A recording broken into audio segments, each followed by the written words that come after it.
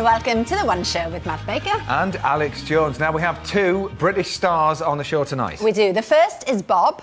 Now, Bob's already a success here in the UK, but now he's got an agent and is trying to break America. Incredible story. Now, our second guest already has. Gone are his days of playing to a crowd of 3 in New York. He's now one of the biggest comedians in the world. Madison Square Garden! Look at that. A standing ovation just by saying where he is. It's Eddie Izzard. Wait! Where are you, Eddie? Hello, The One Show! Yay! Oh, brilliant.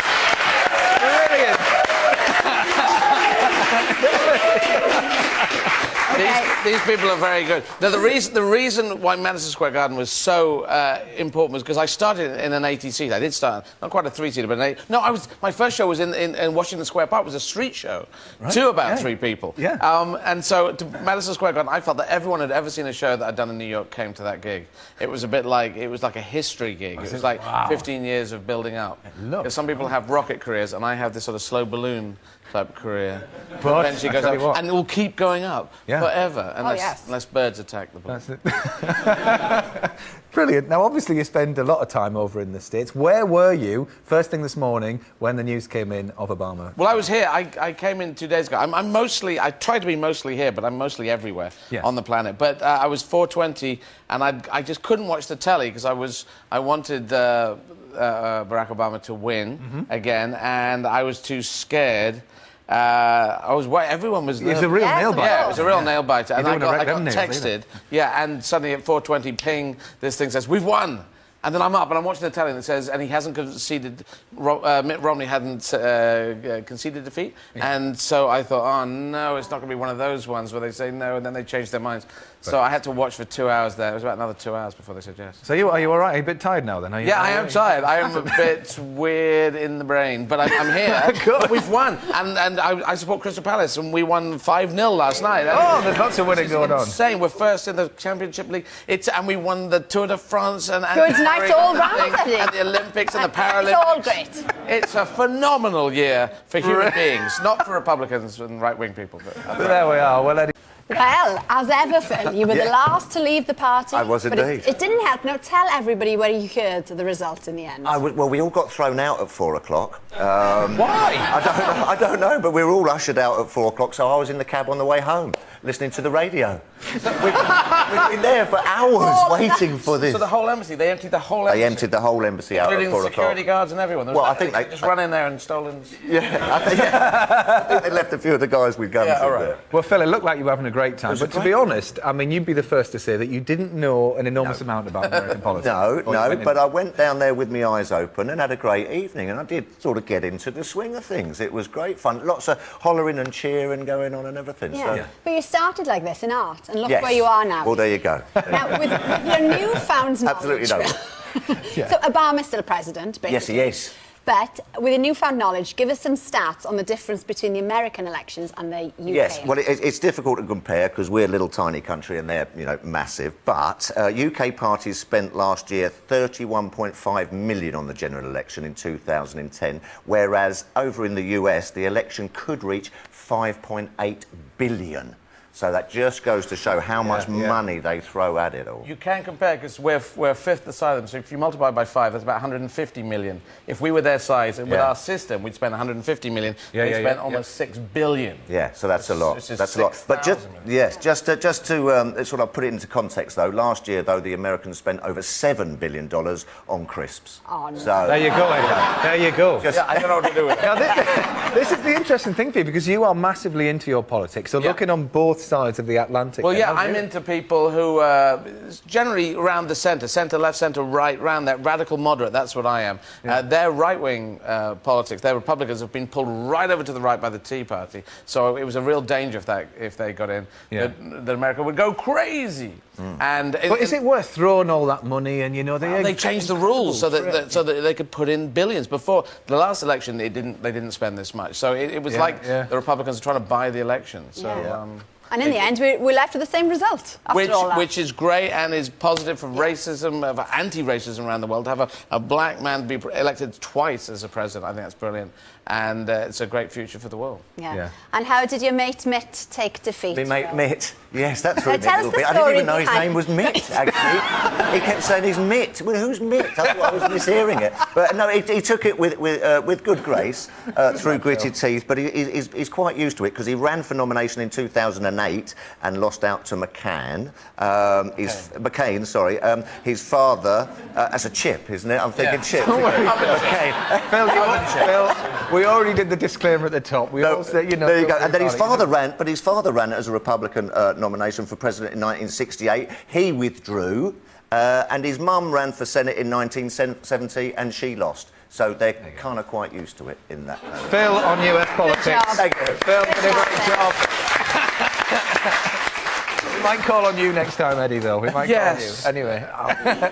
Next is Strong as Jamila. Yeah, and she's singing the whole way. She's worked out the whole soundtrack for the full lot. So, Eddie, would you mind telling our viewers how they can donate? Yes, indeed. To show your support, please text the word TEAM in capital letters to 70705. Messages will cost £5 plus your standard network charge, and £5 will go to children in need. Thank you, Eddie. You can also donate by sending a cheque, old school. Send your cheques to the Rickshaw Challenge, BBC Children in Need, PO Box 1000, London W12 7WJ. And please make all cheques payable to BBC Children in Need. We don't mind how the money comes in, no, really. Any We're going to keep those details up. Are we for a little bit longer? They've gone, they're coming back. There we go. There they are. So please donate now, or you'll forget. We've put them up there for a reason. Anyway, I said it's capital letters, but I think you can do them in any shapes or sizes. I have found by experimenting on that. Yes, we've got special technology. But they always put the capitals up and you go, is it really capital? You know. Yeah, but do ask the bill pays permission before you donate, and for full terms and conditions, if you want any more information, just visit our website, bbc.co.uk/Pudsey. Yeah, do it now, why don't you? Now, you're not shy of a challenge, Eddie, as we know. 43 marathons in 51 days? Yes, indeed. I want to get it tattooed, 43:51. Yeah, it was a bit bonkers, wasn't it? But it's good. So the kids, Llandudno, which is right up in North Wales. Yes. My advice to them is just listen to your body, but no one listens to their bodies. You know, if we were wild animals, we would know exactly, we would instinctively feel what we should and shouldn't do. We eat too much because we don't listen to our bodies. We don't train enough because we don't listen to our bodies. So, but it's a great challenge, and their brains, their minds, their determination will make them do it. If they want to do it up here, that will get them through it. That's the key thing. Yes, okay. Yeah. Now you're on a little bit of a tour yourself, aren't you? Going worldwide with your new Force Majeure. Force Majeure starts next year, and I'm playing all through Britain, the O2 arenas, the Wembley arenas, up to Aberdeen arenas, so all around the UK. But it also starts in Riga, isn't it? Yes, starts in Latvia, and then we're going up to Estonia, and I'm going to be playing Kathmandu and Delhi and Mumbai and Moscow and Berlin. And have you been to any of these places before to do any work? I have filmed in Berlin. I haven't been to Moscow. I haven't been to St. Petersburg. I haven't been to Delhi or Mumbai or Kathmandu. I met a man from Kathmandu. I was walking down the roads, and it was a bit like a Rudyard Kipling story. I met a man from Kathmandu while walking down the road, and he said, "You're that comedian guy." And I said, "Yeah, who are you?" And he says, "I'm from Kathmandu." And I said, "Oh, right." "Really?" And I said, "Wow, you speak pretty good English." This is in New York. Yeah. He said, "You speak pretty good English?" He said, "Yeah." And I said, "Do kids speak good English in Kathmandu?" He says, "Yeah, a lot of them do." I said, "Could I do a gig there in English?" He said, "Yeah." I said, "All right, I'll do a gig in Kathmandu." 3 years ago, that was. But I suppose, you're travelling all over the place, basically. How do you know, then, that the same material that might work, say, in Latvia will then work in maybe India Kathmandu? This is a very good point. And people say, there's a Latvian sense of humour, then there's an Estonian sense of humour, then there's a... And that is not true. Right. I believe humour is human. And the proof of this is Monty Python and The Simpsons, who go all around the world. They dub the Simpsons, but it's still the same jokes going through. And basically, the references, I just make mine universal. Yeah. So I'm talking about supermarkets, haircuts, God, dinosaurs, Darwin, people with banjos. Excellent. Even the George Formby jokes in Paris when I was doing it in French. And they didn't know. I talked about George Formby. They didn't know it. And I said, imagine a love child between Charles Aznavour and Jacques Chirac, and then you're there. And that got a laugh here and in Paris. So it can work. You just got to make your references work. Yeah. Okay, well, Eddie, you're going to love... Totaalselt ongis mees kukub 9. korruse aknast alla ja jääb ellu.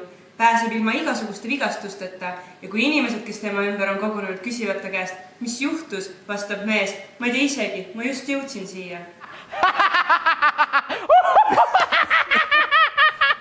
Right, well, Mr. Estonia loves it. Is he Estonian? Yeah. No, that's Luke from the office. Not really. But before we give you the translation, can you guess what that joke might mean? No, Any vague idea? I can't guess, but because I didn't, I've actually seen the translation. No, I specifically said no. I'm not. I don't want everyone to come and just take the mickey out of Estonia. That's a good joke. Okay. When you hear the translation, that actually works. Well, for everybody at home, here it is in English. Hey Eddie, here's our classic Estonian joke, this time in English. A drunk guy falls from the 9th floor, and when he hits the ground, he doesn't have any injuries. The bystanders gather around and ask him, "What's the problem?" And he says, "I don't know, I just got here." Yay! Very good. And that's probably a true story. Probably. It is, because drunk people and babies are the ones that survive the big fall. There you go. Right. Well, we have to say a very big thank you to Lewis Zezran and Marion Ospold in Estonia for that one. Yeah. No, the thing I'm pointing out there is, see, that's just human. That is, you know, if a drunk guy fell out the window and goes, I don't know, Yeah, would I just got relax. here, what's going on? He'd be relaxed. He'd be, one, that's a true story, but also the comedy is in the fact that, I don't know, I just got here. That's just a very silly line from, and a drunk guy would say that.